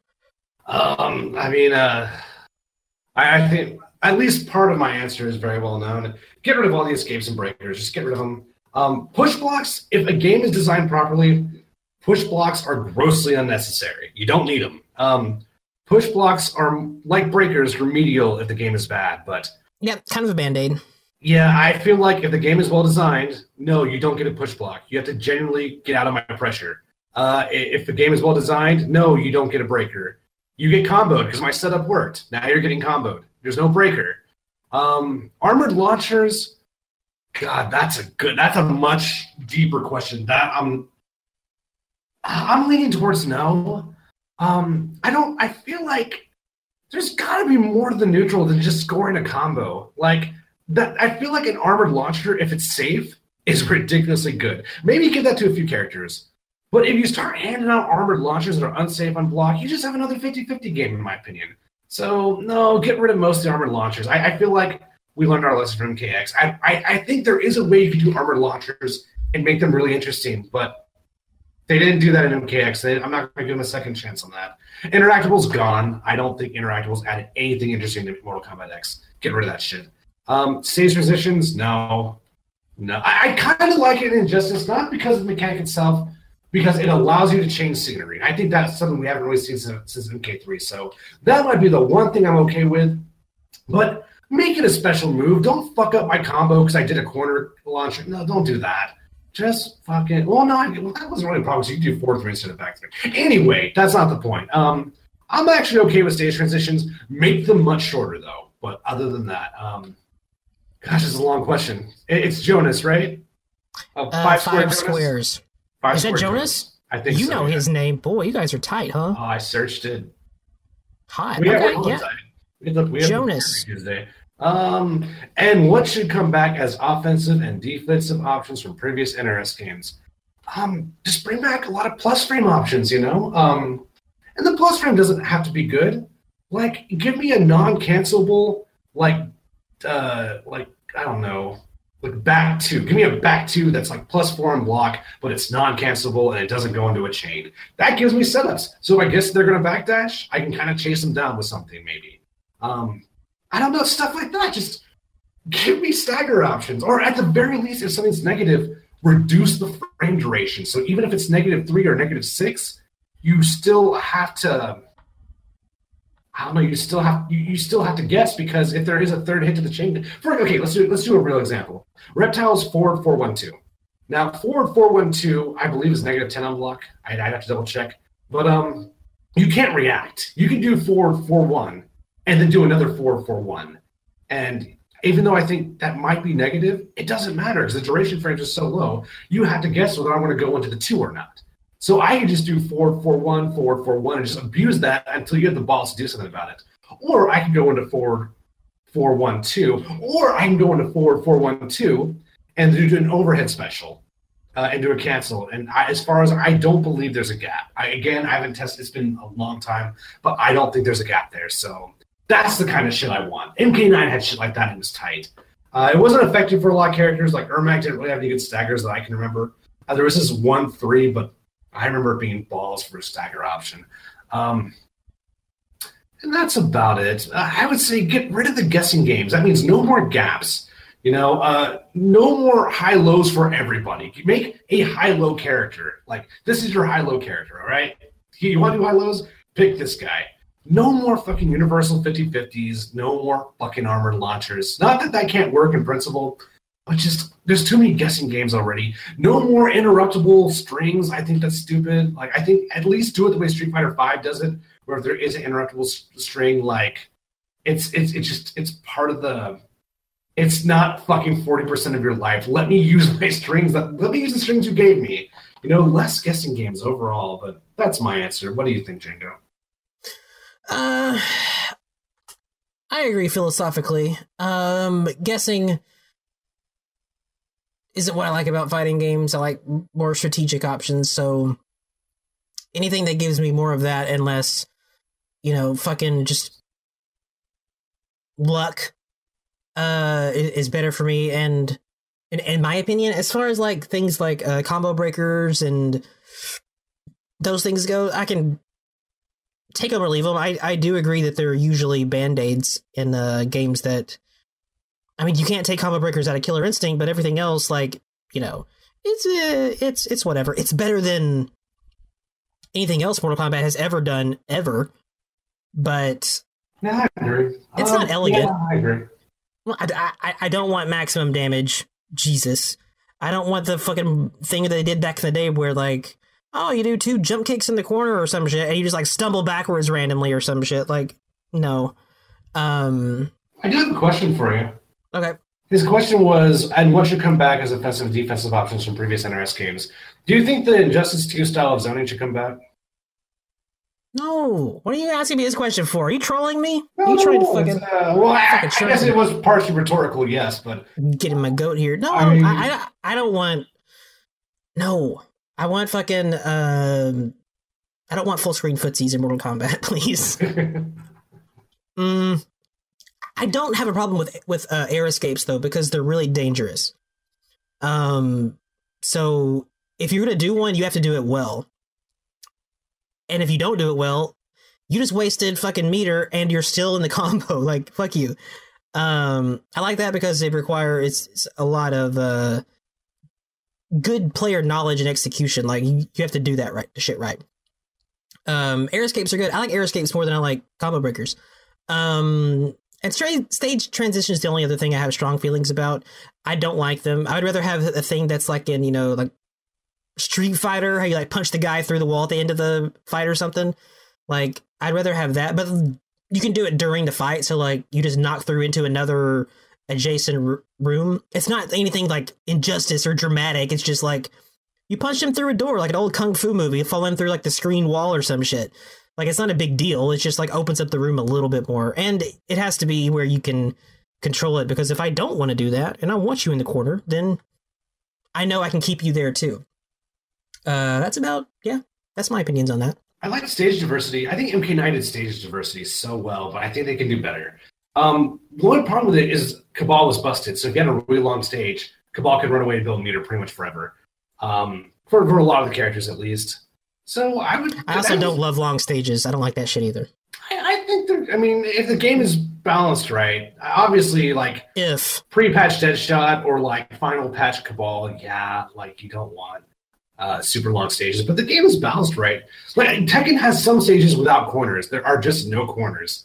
That's interesting to me. I wouldn't mind experimenting with that stuff, but we'll see. I don't know. I'm interested in that stuff. I'm not married to it, but I think it's fascinating. Good question. What'd you say, Jonas? Yeah, good question. 5 Square Jonas. 5 Square Jonas. Thanks, man. Next question comes from MKT Leon. What's up, Leon? I know you. Yep. Is there any way to justify the multiplayer and online modes being separate in the alleged leaked video? You saw that thing, right? The timelines? Yeah, that one. It had like single player, multiplayer, and online, like all the separate options there in the thing. And he's asking if that's like, does that kind of, could that be like in the actual thing? Like, is that like a red flag that it's another red flag that it's fucking leak shit, or not leak shit, like a fucking, not real thing? I don't. It's I don't know. clunky. Like I've it's heard previous menus, honestly, so I don't know. I mean, I think it's fake, but for completely different reasons. MKX had, and it always bugged me, and it probably still does. It had like 1 player and 2 player as one of the like initial menu modes, like the root menu mode or root menu options. Yeah. And to me, that sounds really stupid. I would just do it like you start like the root of all the fucking menus. The main menu is just play offline, play online. Agreed. I was just about to say that. I 100% agree. Yeah, like, and then from there you just go from fucking there. Like breaking it down weirder than that is not necessary and whatever. Like if you want to plug in play training or whatever, fucking just go into offline play and do all that shit. Story mode, offline versus, tournament mode, all that shit. Put that in there, and then everything that's online related go to everywhere else. That's what I would do. But whether or not that means that timeline shit is fake, it probably is fake, but for a lot of other stupid reasons. This is just clunky, but NRS can do clunky too, so it's not damning one way or the other. Well, I mean, if it is true, it's revealed nothing. We still know nothing about the game, except that it may incorporate the pre-MK9 story elements. But I don't give a fuck about that. Yeah, so, it's it's lore. I don't have an investment in that anymore. I mean, I say that I still want my characters to be cool. I don't want Smoke to be a dick, but that's about. It's only on that level that I still care. So, yeah, I don't know. I forgot. Honestly, I completely forgot about that. I saw Cyborg's video. And I never thought about it. In parentheses. Yeah, I don't think it's like. I think it's fucking. Oh yeah, someone dicking around. I completely forgot about it. T-minus like 2 seconds. So I don't know. I don't know. It looks like a fucking menu for a Flash game. Like, get the fuck out of here. Good question, Leon. Yeah, very good question. Boy, I know that shit's gonna start pouring in more and more all the time now. Fucking fake shit and false leaks and whatever. Get hype. Next question. All right, Timp. I feel like that we've done this one before, so I'm not sure. Evan asked to pretty much do like, sell us on why Lee May should be in the game. If there's we've done that one. Yeah, that's what I thought. I wanted to make sure in case we didn't, because you love Lee May. I'm curious what you thought of the answer, though. I'm curious how you felt about. How'd you feel about the Lee May answer, dude? Because Cyborg was there for that one, so Cyborg also tried. He was. Yeah. So yeah, we already got that one. Good. Fucking, you get to fucking move right along. Okay. Benevolent Sun asks, how would you improve the look of EX moves? Frankly, I find them super boring looking, just the generic gray flash. And he talks about, you get the ink shit from Street Fighter and the shadow shit from Killer Instinct whenever you do like your super versions of your moves and shit. Like, would you like to see something like that in Mortal Kombat instead of like, that shitty fucking thing they do where like it makes the noise like you did a meter burn move or some shit, and that's kind of it. Well, first of all, I want to point out that I just found out very recently that Benevolent Sun is Kung Lao Doesn't Suck, the MKO poster back in the day. I did not know that. I really like reading that guy's post back in the day, so that's cool. And second of all, we need to play Street Fighter 5 one day. I've been working on my Ibuki. I'm still not great at that game, but I don't know. I've heard good things about your Alex and your Sakura, so one day we got to play. Just want to throw that out there. Second of all, the answer to the question, God, that is a really good question, because I agree. EX moves look kind of bland right now. I don't think they need to look super amazing, but I definitely would like them to be unique. I think the Street Fighter V ink effect is a good starting point. Yeah, have every character have maybe there's a signature color or shade. Soul Calibur was always great about giving different colors to the lighting effects on the weapons. I would love to see Mortal Kombat do something like that. Now, the problem is the spectrum is only so great. If you want to because you don't want one character to have pink and another character to have dark pink. You kind of run into walls that way.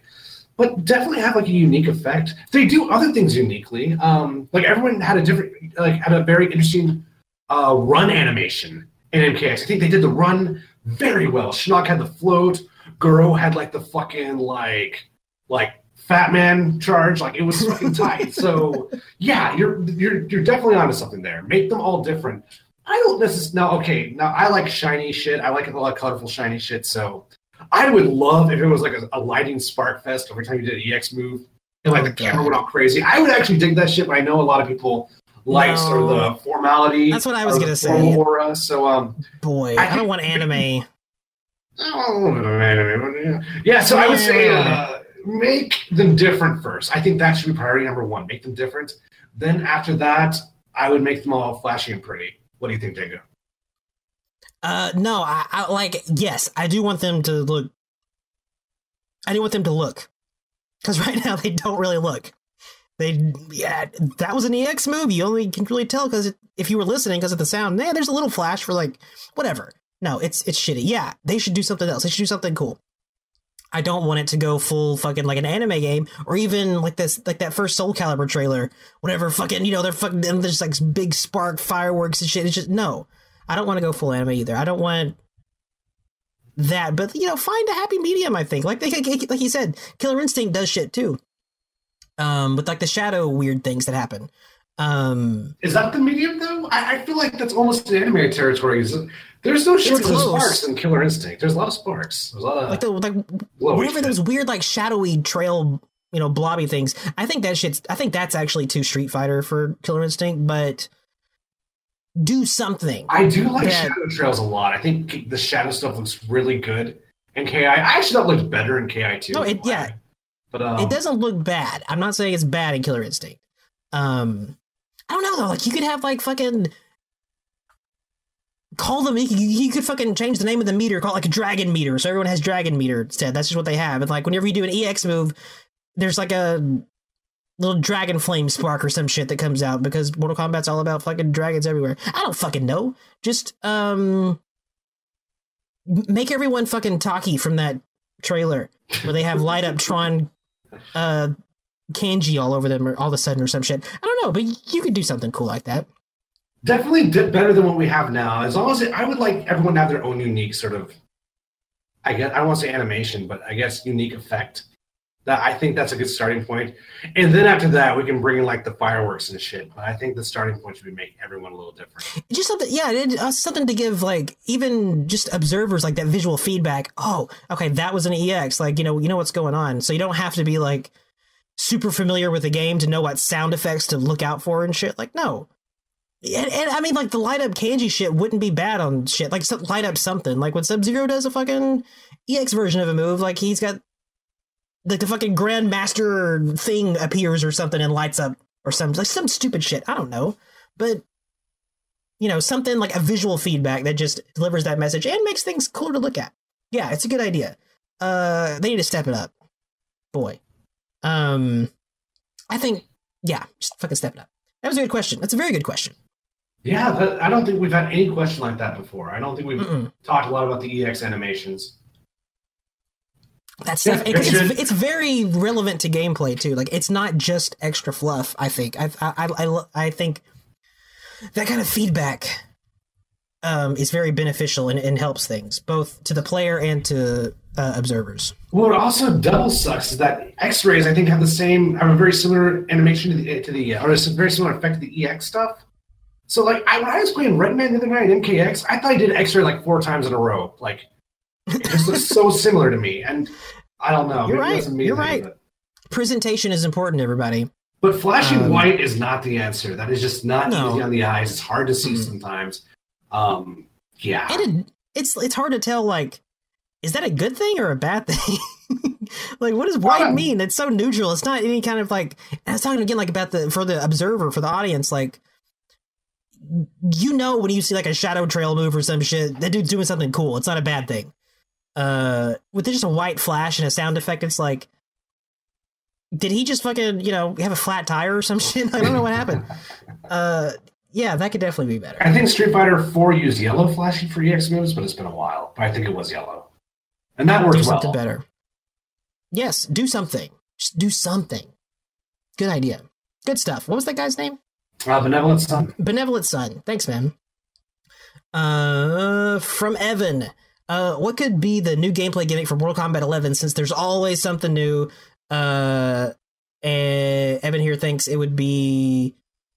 Evan thinks it's something related to tag gameplay. What do you think would be the new gimmick they might go with MK11? I think they're going to go the opposite direction of MKX because I think everyone hated the 50/50s. So I think they're going to do something like Roman canceling, where you get to continue your pressure if you spend some. I think the gimmick for MKX was like variations, though. Oh, you mean like a non-gameplay gimmick? I mean, that's pretty gameplay. Variations are. Oh, it's gameplay until the match starts. The characters, man. I think. Yeah. I don't know. It's hard. I guess it could go either way. Maybe weapons, perhaps, but I don't know. That's tough. No, fuck you, weapons. I don't want Soul Calibur. They already did that. Maybe. God, that's really tough. I don't know. That like a fun meter. Fun meter. I can't say, man. New gameplay mechanic. More like Mortal Kombat 9. Maybe a key system where Sub-Zero only gets so much ice. You know, and if you use your whole ice bar, you get like a hella good freeze that does damage. It's like plus on block and it's like has like full screen distance. It's like a beam. But I don't know, like something like that might be interesting, but I don't think they'll do it. Like Goro has like punch meter. I don't know. It's tough. But maybe something with resource management would be my first guess. Because I'm hoping the stamina meter's gone.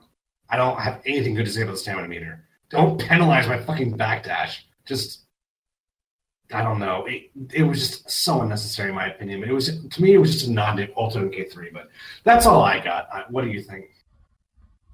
I don't know. That's hard, man.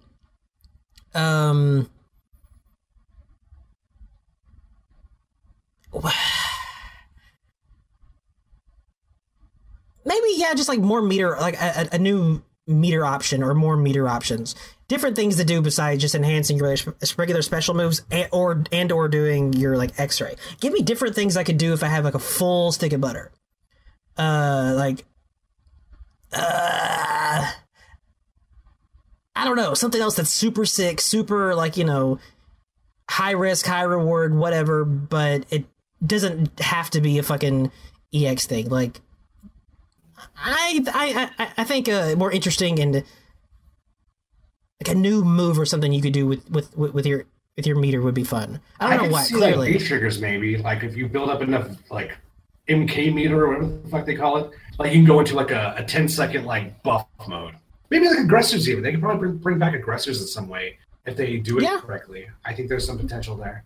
I can see that, and I mean it just it gives players options. So if you want to if you want to do like one big move to blow all your meter, that's fine. If you want to do something that's more like RTS, like it just kind of helps you a bit over a short period of time or some shit, like has different properties, like yeah, I wouldn't mind doing that either. I think there's some options there. Boy, we'll see. It'll be great. Though. It's going to be probably answered very quickly. I think in probably less than 3 weeks we'll know the answer to that question. Yes, we will. I hope it's a good answer. All right, this one comes from Shaolin Drunks. What are the 3 worst variations in MKX? Maybe just off the top of your head. Like, what do you... I know which ones I think are the worst. Fucking...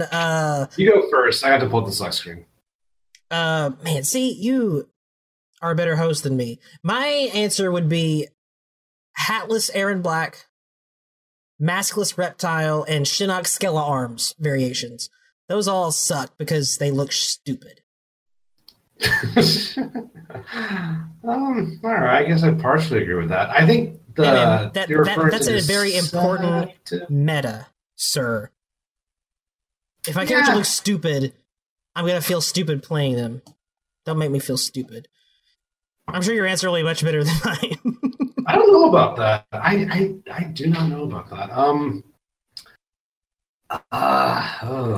This is really tough. Fuck Hatless Aaron Black, man. I'm gonna say probably, believe it or not, smoke variation for Triborg. I think the special moves were cool, but I just hate the vortex. I just think the vortex is so boring. Yeah. A lot of his aesthetic, like I hate Kenshi's Deadly Alliance variation because he loses the bandana. So yes, like, that variation is almost unplayable to me. I hate is it Naginata Tanya, the one where she has the blades? I think that's super boring. Wait, the 2 sticks or the staff? Maybe Not the stuff, the two sticks. I actually love Pyro, and I love her pogo stick one. The Tonfa is the one with the sticks. Tonfa, yeah. Whatever that was called. Yeah, just the one with the sticks is boring. Okay.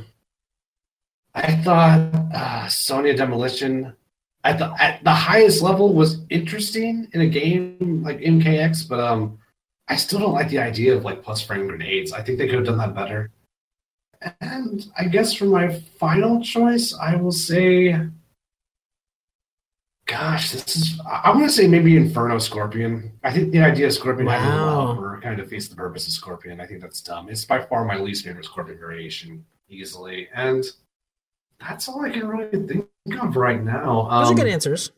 All the other ones have some redeeming qualities, like a zoning Shonak. Shonak is kind of cool. I'm just looking through this list. Like Deceptive Reptile has some cool shit. Like I love the invisible setups and the invisible pressure. That was kind of tight. I think they nerfed that to the ground though. Dualistic, Duality Liu Kang, I thought was unrealized. I saw it at high level once. It looked kind of cool, but just wasn't for me. No, I think those are good answers. I think you did well. I think you fucking knocked it out of the park. Yeah, that's all I got. Also, fuck hatless Aaron Black. Like, come on, man. He's a cowboy. Just rock it. Don't fucking... Best answers ever. I hope that scratches that itch for you, Shaolin Drunks. Let's see. Next up from a friend of the show, Evan. Oh, good question, by the way, sir. Good question, sir. I wish we had more time to think about it. We may follow up with that one next episode. I might need more time. It's a tough question. It's one that bears considering. There's a lot of variations in that game. Evan asks, or Evan demands, rank the Mortal Kombat soundtracks. Maybe we should just do like a top 3. There's a lot of games, and there's a lot of them that I wouldn't even have on my ranked list. Like, I don't care if you have to have them. I'd refuse. I can answer this now. I'm just going to say MK3 followed by MK2. And that's really about it. MK1 has some good stuff, but I think... I don't think anything... The music was so good in MK2 and 3. Probably MK2 overall had a better soundtrack, but the peaks are higher in MK3, in my opinion. Okay. If I was doing just top 3, I would say Mortal Kombat 2, Mortal Kombat 4, and then Mortal Kombat 1. Those would be my top 3 in order from the best to third best. MK2, MK4, MK1. Yes, that one. Yeah, I don't remember anything from MK4 soundtrack. No, I don't remember anything from any of the game soundtrack except for little bits and pieces of MKX and MK2 and 3 and 1. That's all I really remember. MK2 is fucking the best. Like, fuck you if you disagree. It's fine. Listen, it's cool. Fuck you. It's cool. But yeah, seriously, fuck you. MK2 is the best. Let me see. Thanks for the question, Evan. Thank you, sir. What's up next? This one comes from... okay. From the Great Kung Lao. And Judgment Fist had something to say about it, too. Could MK have a multiverse setup like the leaked Mortal Kombat timeline subtitle implies? And also, what would have happened if the Great Kung Lao won instead of Goro when they fought and he died? I'll let you go first on this one. Okay. I think the multiverse setup is definitely a thing because, I mean, they haven't said it's not a thing, and it just gives them more options to weasel around shit in the lore. So, why not? And yeah, with the whole Jade Lady and all that shit, probably a multiverse going on. Fucking Mortal Kombat Infinite Crisis, likely. Do I want that to happen? Am I interested by that? Not really. I mean, there could be some cool shit they could do with that, but I don't know. We'll see. But yeah, I think there are separate timelines in Mortal Kombat that they're cognizant of at NRS. And what would I think would have happened if Great Kung Lao had won instead of Goro in their very, very famous fight? I mean, the Great Kung Lao dying is like, you know, a certain character dying in like right at the beginning of Game of Thrones. A very important character dying right at the start that kind of ripples and makes the rest of the story happen. Huge story. And if you take that away, then like nothing goes the way that it goes. Like the Great Kung Lao dying enables Mortal Kombat to happen, like the Mortal Kombat we know of. So it'd be a big fucking deal if he didn't die. It would be a whole different fucking different timeline, a whole different universe. Like it's crazy. How would things have changed?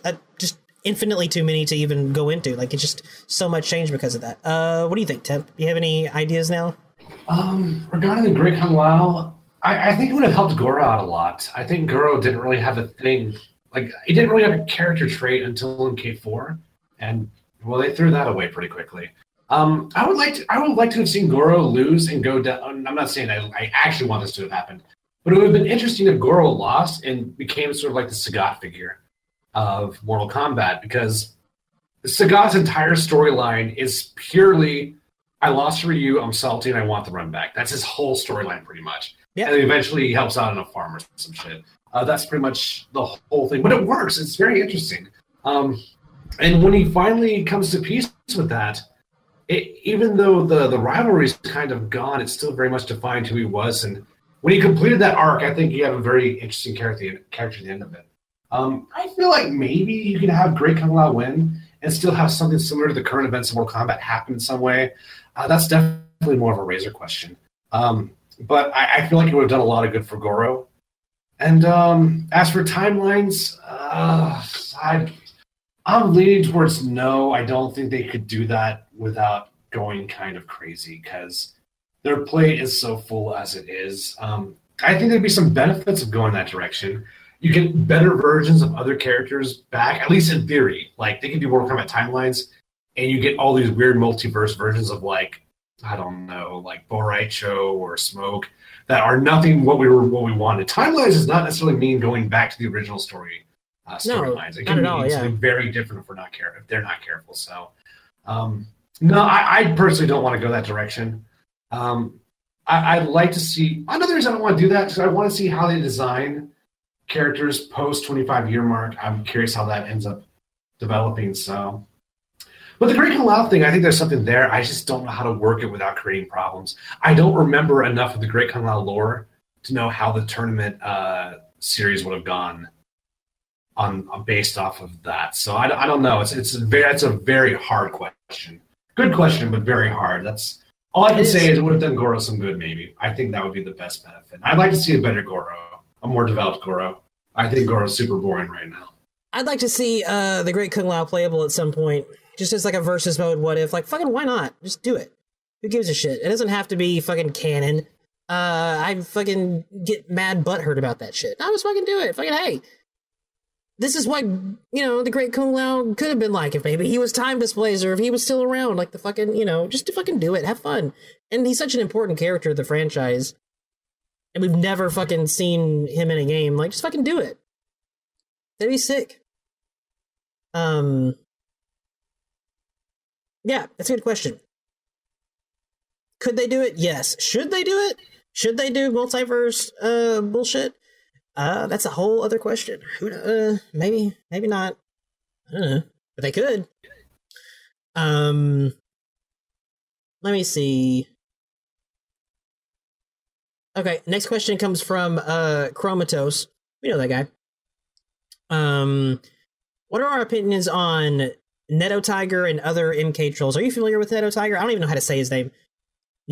Nito Tiger, whatever, that guy. I don't believe I'm familiar with him, no. I'm only like very. I don't have a great knowledge of him, but I've seen a couple streams of him doing it, and he's just. He's a Mortal Kombat troll. He gets online. He fucking like he did stupid Jackie like machine gun shit all day, like or like day one Mortal Kombat X shit because netcode was bad and all this shit, so he could get away with it. And he would rage quit a lot and whatever. Like whatever. The dude was just getting views. I get it. I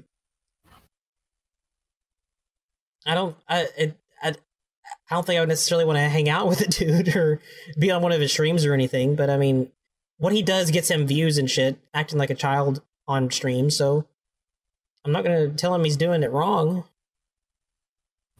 That's about it, I guess. I think there's definitely room to have, like, a Mortal Kombat streamers who have, like, a gimmick. That would be kind of cool, because right now, most of the Mortal Kombat streams I see are just a dude playing video games, and they don't really separate themselves too much, with exceptions. I don't think anyone did the Twitch thing better than Pig. Pig of the Huts. I think it was like, oh man, it's been so long, but like Sunday Night Fights. Sunday Night Fights, yeah. Yeah, that was really well done. I think was. Pig did a lot of cool stuff on Twitch when no one else was really doing anything. I'm not familiar with this guy, but like a humor-based online MK player stream thing. That could be cool. I have not seen this guy, so I can't comment. But, no, this guy is the idea of stylistic streaming for sure. Well, I mean, I say because like he's not fun.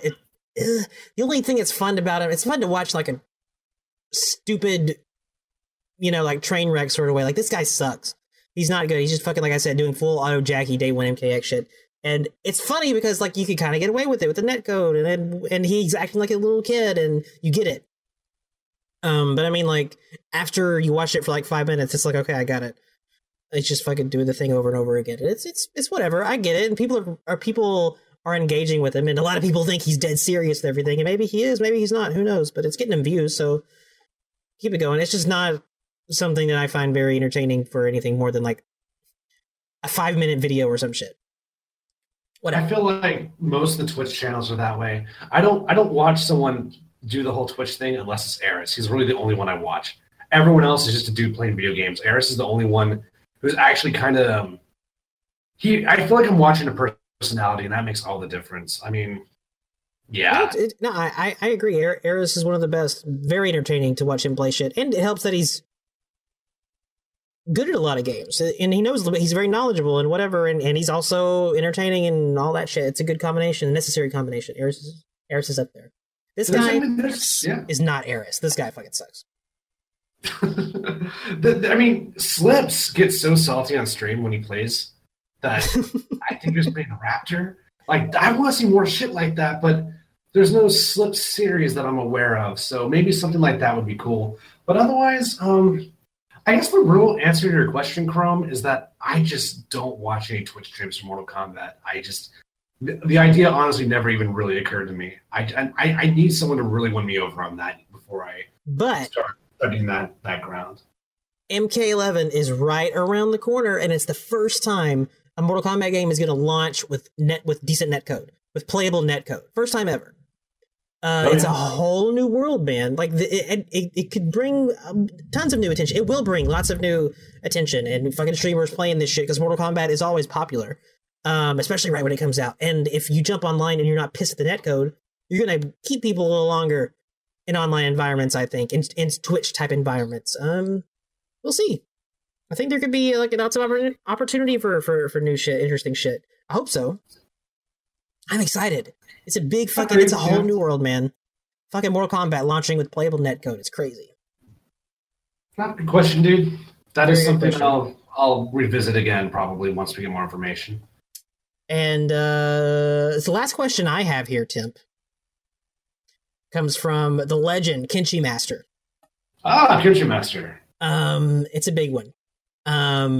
Big loaded question, but curious about how you two would answer this. Considering MK11 follows the trend but skips Deadly Alliance, and you two had a say at NRS, how would you two structure the game?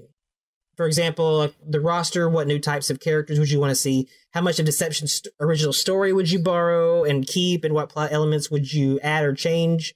How would you handle Onaga and returning gameplay features and stuff like that? Big question. Big one. Yeah, how would I structure the game? Ray's just going to fucking break my neck after he hears this, but this is honestly how I feel. I would actually skip Onaga and go straight to Armageddon. And I'd have a 35 to 40 character roster. And instead of having the pyramid, and again, none of this works with previous canon, but I would have a genuine fucking tournament, just a giant ass fucking tournament of all the Mortal Kombat cast and Blaze is at the fucking end of it, but only 35 characters are playable. And in the story mode would just be interesting matchups. Like, I don't know, maybe Sub-Zero has to fight Smoke, and Smoke like pulls his punches because he doesn't want to punch his friend. Maybe Melina has to fight Brock and they're talking shit. And I just like, man, and there's like a double elimination too. And fucking like Blaze is just fucking like shouting random shit on top of the pyramid the whole time. Like, that's what I would do. But no one's going to agree with that. And I am okay. I just want a lot of interesting characters. I want a story mode with fucking set drama. I want fucking best of the best starring Eric Roberts. That's what I want in a Mortal Kombat story mode. And again, no one's going to agree with me on that. You can have the Onaga events happen.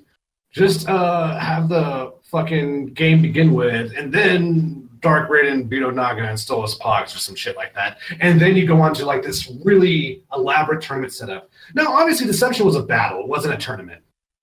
But I'd be cool I would like to see like a tournament done right in a Mortal Kombat story mode. Because heaven knows that's not what Mortal Kombat 9 was. So that's what I would do. I get all the characters I want. You know, like, again, not everyone can be playable. You'll still have, like, you know, the mocap versus meat match, you know, halfway through story mode, but whatever. I feel that I get my story drama, I get my rivalries, and I get my roster. And I don't know, maybe a big-ass ending, maybe a great finale. That's how I would do it. Again, Ray's just probably, like, fucking cringing right now, but I want a shonen tournament and a Mortal Kombat story mode with all my favorite characters with really interesting, like sentimental, like, I don't want to fight you kind of matches, you know? Like, that would be sick. I want to see who fucking makes it in top 8. Like, how tight would that be if Armageddon actually was structured into a tournament? If the story was about combat? Oh my god. I know, right? People fighting each other in a tournament for the world? Oh, Jesus. Yeah. No, so, God, that would be so interesting. Because we go into the game thinking, like, who the fuck makes it to finals? Who's in grand finals? Is it like Shujinko versus Reptile? We don't fucking know yet. Yeah, that would be how I would do it. I'm sorry that a lot of people are not going to feel that way, but that's my stance. Django, what do you think? Oh my god, I think it's so fucking sad and depressing that both of our answers are whatever. It would be so cool if the story mode was about a tournament. Like, it's true. Like, but it's Mortal Kombat. Like, this shouldn't be something people are so thirsty for. It's Mortal Kombat. The name of the game is the name of a tournament. Why are we fucking all so fucking thirsty for a tournament? Like, what a fucking novel idea. Make the game about a tournament. Fuck's sake. Yes, I want to see a fucking tournament. I think that we're gonna get one. I hope that it's important, and I'm sure it will not be as important and central to the plot as I would like it to be. I would like it to be like what you said. Like, it is the story. This is the deal. Because that is a story, and that you get all kinds of juicy shit about that. I don't need a bunch of fucking outside shit. I don't need fucking Onagas to come walking up out of fucking nowhere, and it's like, look, I'm a big deal because I'm saying right now that I'm a big deal, so I'm a big deal. Like, fucking fuck you. No, I don't give a fuck. Fuck Onaga. Kotal Khan is better. Fucking have a tournament. Have the Outworld tournament. That's the story. Fuck you, everyone else who says otherwise. I don't care. I'm dying. I'm old. Give me a Mortal Kombat game about a tournament before I die. Well, dude, like, if it's a true story mode, like, the upsets, dude. Like, how sick would the upsets be? Like, oh my god. Or just the sandbagging. Oh my god. No, it like, would be. Like, this is all good shit. Like, why isn't this in the game? It's so fucking weird you have to talk about this shit like it's a far-fetched thing like we're doing right now. Like, it's not. This should be the fucking thing that's always the thing. There's so much drama and politics and whatnot in a tournament. We watch it every year at EVO. Fucking collusion and shit. Like, do this in Mortal Kombat. I just want to see, like, Kung Jin, like, being like, fuck you, Kung Lao. And Kung Lao's like, you're never going to fucking beat me. And then Kung Jin, like, clutch beats him. And then he finds out that Kung Lao was sandbagging because he loves his cousin. Oh no, we're gonna fucking tell a story about fucking Kamidogu's the way to go. Fuck you, dude. Get out of here. Well, I mean, I'm kind of in that camp too. I'm not completely divorced from that. I love deception. Fuck that shit. Go fucking gather the universal infinity brooches and set a Dragon King free. Fuck off. Do the tournament. Just do a tournament. Stop trying to get stuff that's not a tournament. Don't give me more either. Instruction from Guy Fieri. Go on, we've had wars. Don't do any more wars because that's not a tournament. Do a tournament. God damn it. I'm getting pissed off. Yes, that's what I would do.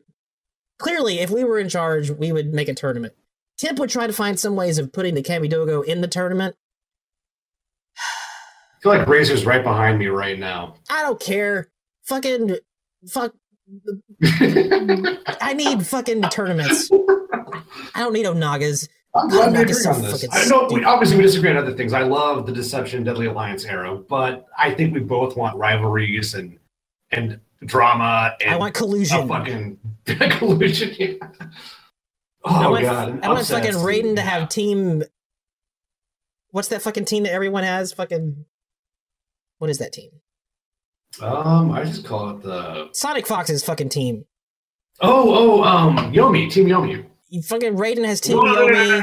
Atlanta team. Fuck, Echo Fox. Echo Fox, that's what it is. Yeah. Fucking Raiden shows up with fucking Echo Fox, and Kotal shows up with fucking some other team he's put together, and it's fucking Collusion City. I want to see this. Why isn't this a thing? No, let's fucking talk about cosmic brooches. I like cosmic brooches as well. I think there's. Listen, we'll make the brooches the fucking medals that you win. But fuck cosmic threats and all this fucking shit. Like, you already have that built into the tournament. Make it about the tournament. I'm getting pissed off just thinking about this shit. Because I'm gonna get disappointed. Great final question, by the way. Good shit, Kenji Master. I like that question a lot. It's a good question. And, as far as characters go, like, the characters that we want. The ones. We want the good ones, and there's not that many from the Deception and 3D era. There's a few, though, in my opinion. Temp has more than I have. But I don't care. If you made it about tournaments, I don't give a fuck who you put in that game.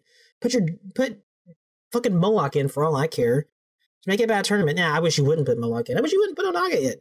Because you can't have, I can't imagine a reasonable scenario where Onaga and Kotal Khan can coexist as Outworld people. You know what I mean? It's like they're both like, there can be only one. I'm going to be Emperor. No, I'm going to be Emperor. Like, I don't need that shit. Get out of here. That's exactly what I'm pitching. It's precisely.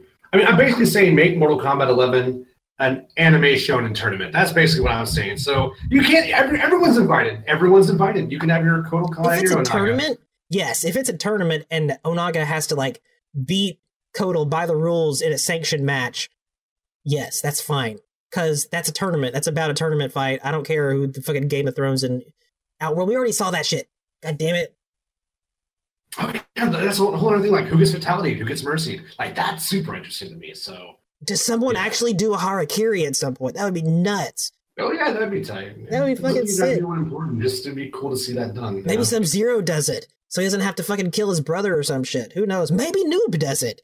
Fucking Last Spark. I don't know. That wouldn't happen. Whatever. Dude, fucking Scorpion and Sub-Zero and Losers Finals are all friends now and shit. They gotta fight. It'd be sick.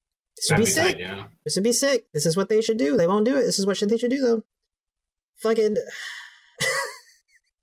fucking somebody would have to be the Tom Brady, though. Just fucking bitching about everything, but watching all the fights and eating it up. I don't know who that character would be. Who would do that? Who's the Tom Brady of Mortal Kombat?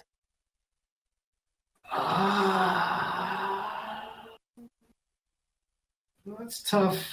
I need time on that. That's a challenge. Maybe at this point, Raiden can be like Tom Brady. Just old and bitter and tired of everyone's shit. Fucking Diablo calls him. I can see it. Maybe Revenant Liu Kang. I don't know. Fucking this. Yeah, that's true too. I forgot about the Revenants, man. It won't happen. But yeah, no, I agree. Tournament's a good call. And it's about the tournament. It's about the actual tournament. Good shit. Good shit. Good question. I like it. Is that it? Have we wrapped up Season 2 of Warrior Shrine. Not only is that it, but once you hit that stop button, it's going to be MK11. Like, we're in MK11 realm. That's crazy to me. That's insane to me, dude. It's none too soon either. I'm ready for it. I'm tired of having, like, the only thing to talk about is, you know, mostly what we didn't like about the last few games. And I'm not, it's not that that's negative or whatever. That's fine. It's good to know. It's good to have postmortems and all this shit. But, you know, we've had plenty of that. I'm ready for something new. Let's look forward instead of back. Give me. Yeah, I agree. I'm probably more optimistic than anyone about MK11. I really think they're going to fix all the problems MKX had, because Injustice 2 fixed all the problems with Injustice 1. So I'm going into this probably with the most I'm right optimistic there with you. attitude. I'm very optimistic. I think Fujin's going to be there. I think everyone's going to be happy to see Fujin. I'm not going to think about Fujin. I'm not even going to... That's a bad road to go down. There's nothing good down that road. I'm already there, man. I got my sack on a stick. I'm not even thinking about Fujin, so if he shows up, it's going to be good. I'm thinking about all the other things that's going to make Mortal Kombat 11 cool. And there's plenty. I'm looking forward to it. Like I said, first Mortal Kombat ever with competent netcode, day one. Crazy, dude. It's a whole new world. It's so much to look forward to in life. You know, fuck Onaga. And what else have we learned this season? Fuck Kano. Fuck Kano, yeah. Fuck Kano, fuck Onaga. And yeah, this is the end. We're at the edge of the cliff. All that's left is to just jump into the great ocean that is going to be MK11.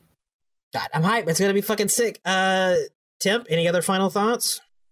I guess the only final thought I have is try to make this a win-win, guys. When MK11's announced, like, if it's a shit show, just enjoy all the reactions, you know. And if it's awesome, you know, just if you don't like it, someone else does, be happy for them. I guess it's the best thing I can say, guys.